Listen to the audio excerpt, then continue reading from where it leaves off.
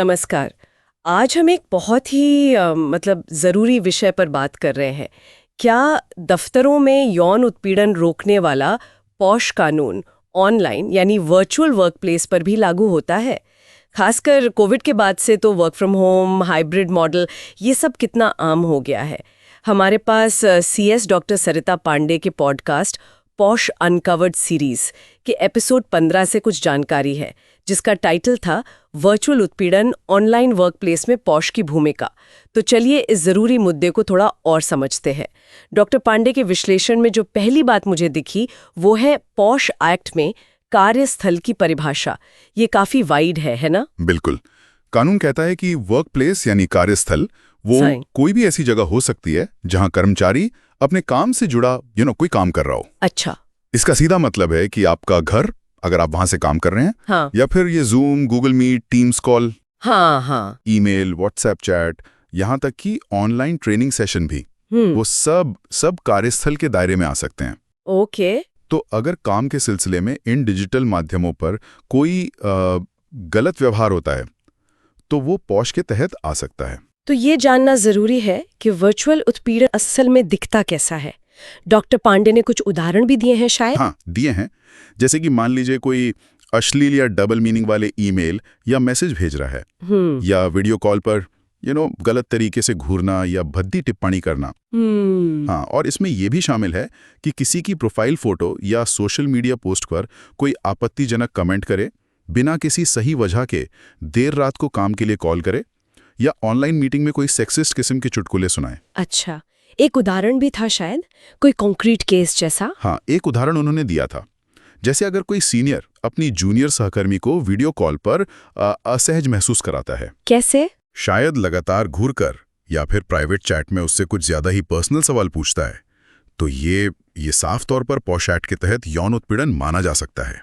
लेकिन यहाँ एक सवाल उठता है, क्या हमारी जो मौजूदा व्यवस्था है, जैसे कि आंतरिक शिकायत समिति मतलब ICC, वो ऐसे ऑनलाइन मामलों से निपटने के लिए तैयार है या सक्षम है? ये बहुत महत्वपूर्ण सवाल है, और अच्छी बात यह है कि हाँ, आंतरिक शिकायत समिति ICC डिजिटल मामलों की सुनवाई के लिए पूरी तरह से सक्षम है।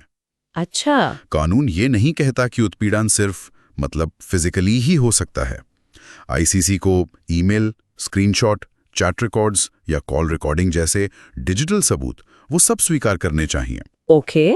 और वो चाहें तो ऑनलाइन सुनवाई भी कर सकते हैं। बस ये जरूरी है कि निष्पक्षता और गोपनीयता बनी रहे। यहाँ दिलचस्प बात यह है कि कानून किस तरह से बदलती टेक्नोलॉजी और काम करने के नए तरीकों के साथ कदम मिला रहा है। कोशिश यही है कि सुरक्षा के जो सिद्धांत हैं वो वर्चुअल स्पेस में भी उतने ही मजबूत रहें। पर एक चुनौती ये भी है, जैसा कि डॉक्टर पांडे बताती हैं, कि कई बार ऐसे ऑनलाइन व्यवहार को लोग मजाक या हल्की फुल्की फ्लर्टिंग कहकर टाल देते हैं। बिल्कुल सही कहा। ये एक बहुत बड़ी समस्या है।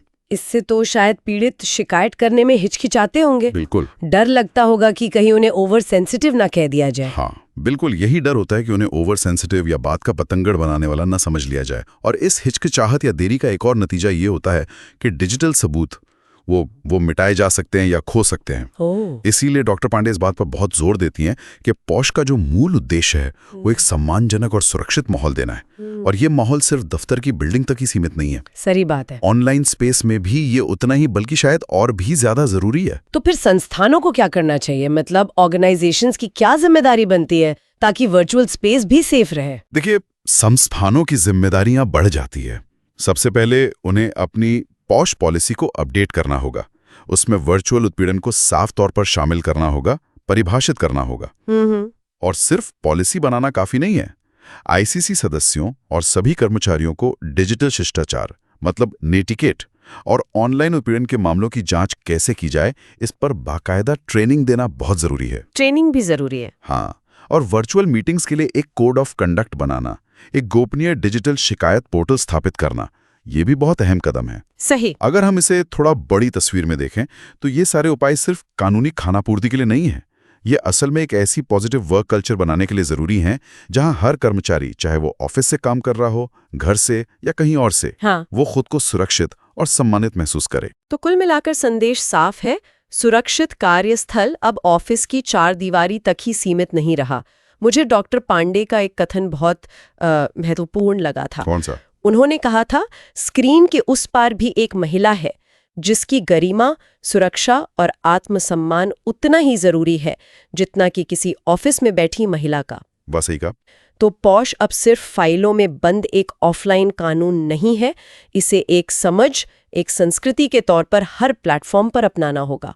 ऑनलाइन उत्पीड़न को भी उतनी ही गंभीरता से लेना होगा। और यहीं पे एक बड़ा सवाल खड़ा होता है सोचने के लिए, क्या? कि जैसे जैसे टेक्नोलॉजी और हमारे काम करने के तरीके इतनी तेजी से बदल रहे हैं, क्या हमारी सामाजिक और कानूनी समझ भी उसी रफ्तार से आगे बढ़ रही है, या फिर हमें और ज्यादा सक्रिय होकर, मतलब प्रोएक्टिव होकर, ये पक्का करने की जरूरत है कि डिजिटल दुनिया में भी काम करने की जगह वाकई सभी के लिए सुरक्षित और सम्मानजनक बन सके। ये वाकई सोचने वाली बात है।